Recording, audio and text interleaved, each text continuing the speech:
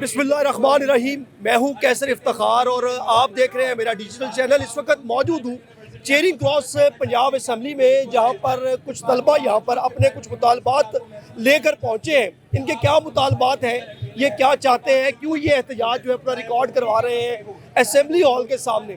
मेरे साथ यहाँ पे मौजूद है सारा अली, जो कि प्रोग्रेसिव यूनियन कलेक्टिव की जो मरकजी तर्जुमान भी है।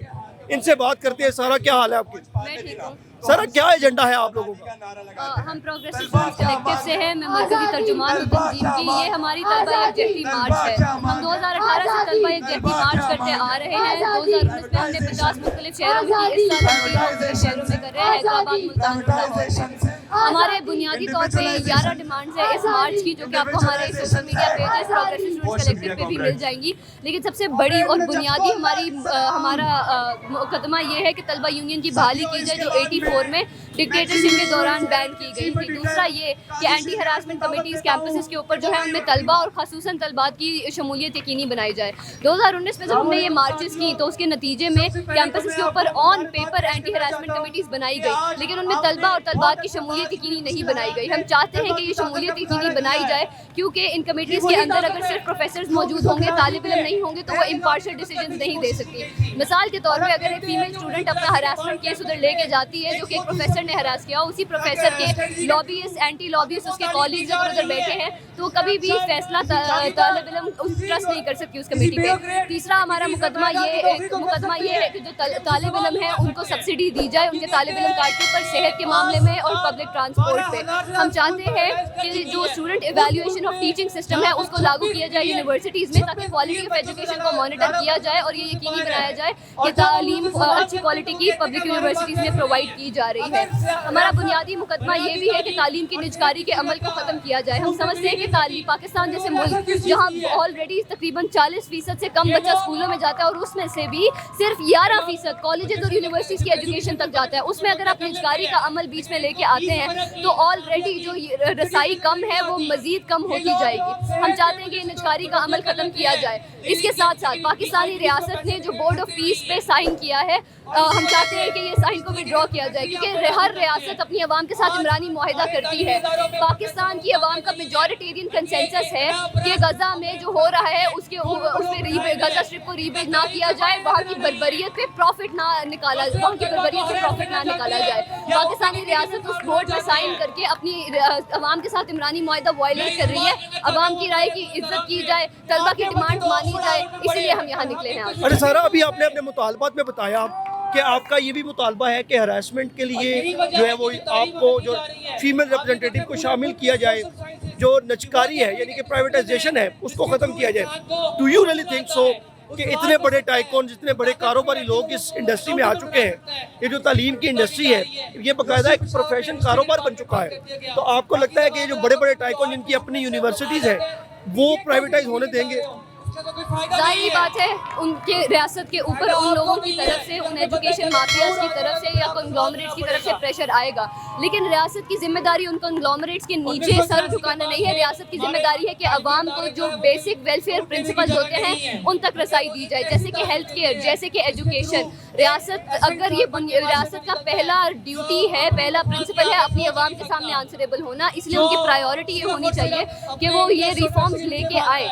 पाकिस्तान से बाहर तो जो ओ लेवल, ए लेवल तक तो वैसे जो तालीम फ्री है, उसके बाद यूनिवर्सिटी में आपको बहुत कम जो है, आपको गवर्नमेंट जो है वो आपको सपोर्ट करती है, लेकिन पाकिस्तान में ऐसा नहीं है। आपको लगता है कि पाकिस्तान में जो स्टूडेंट्स हैं, जो आपका एक मुतालबा है कि स्टूडेंट्स को आप जो फेयर है या ट्रांसपोर्टेशन है उसमें आसानी भी दी जाए, आपको लगता है हुकूमत आपके मुतालबात मान लेगी? हमें लगता है कि हुकूमत इस पोजीशन में है कि हुकूमत ये मुतालबात मानी जाए, क्योंकि तालिब इल्म ऑलरेडी एक न्यूमेरिकली एक स्मॉल तादाद में मौजूद है। तो अगर आप उस कम तादाद के लोगों को ही पब्लिक ट्रांसपोर्टेशन और हेल्थ केयर जैसी फैसिलिटीज़ में सब्सिडी दे देंगे तो एज सच बजट के मसले नहीं होंगे। ऑलरेडी आपकी जो तालीमी इदारे हैं, ख़ास तौर पर हायर एजुकेशन इंस्टीट्यूट्स, वो सिर्फ आपको मेट्रोपॉलिटन सिटीज़ में मिलते हैं।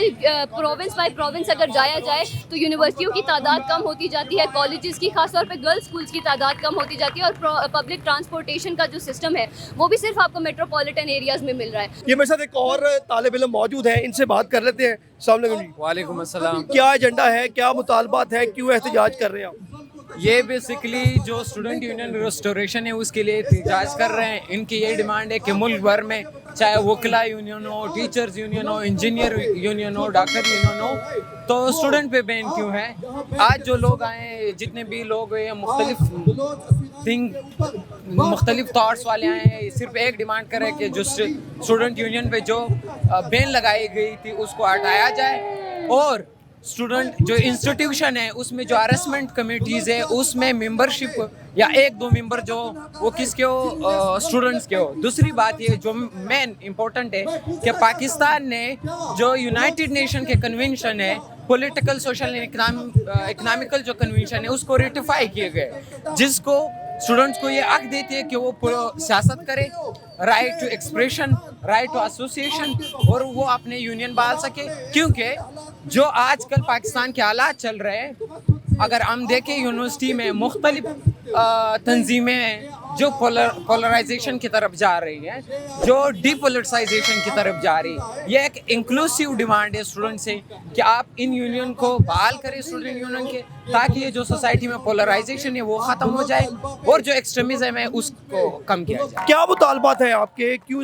آپ لوگ یہاں پہ کھڑے ہیں؟ 2018 سے آپ لوگ احتجاج کر رہے ہیں, 8 سالوں میں آپ کی بات سنی نہیں گئی ابھی تک؟ بات بالکل نہیں سنی گئی ہے. طلبہ یونینز پہ جب بین ہوگا اور ہمارا کوئی رہنما نہیں ہوگا یونیورسٹیوں میں, تو ہماری بات کیسے ایوانوں تک پہنچے گی کہ جب کئی سالوں سے وہی حکمران, وہی جاگیردار ایوانوں میں بیٹھے ہوئے ہیں, تو ہم کیسے امید کر سکتے ہیں کہ ہماری بات سنی جائے. ابھی مطالبات میں آپ کا یہ بھی مطالبہ ہے کہ پرائیویٹائزیشن ختم کی جائے؟ بالکل یہ مطالبہ ہے کہ پرائیویٹائزیشن جو ہے وہ مکمل طور پہ ختم کی جائے, کیونکہ جو تعلیم ہے وہ ایک بنیادی حق ہے اور وہ سب کو ملنا چاہیے. وہ مزدور کے, کسان کے, عام آدمی کے بچے کو بھی ملنا چاہیے.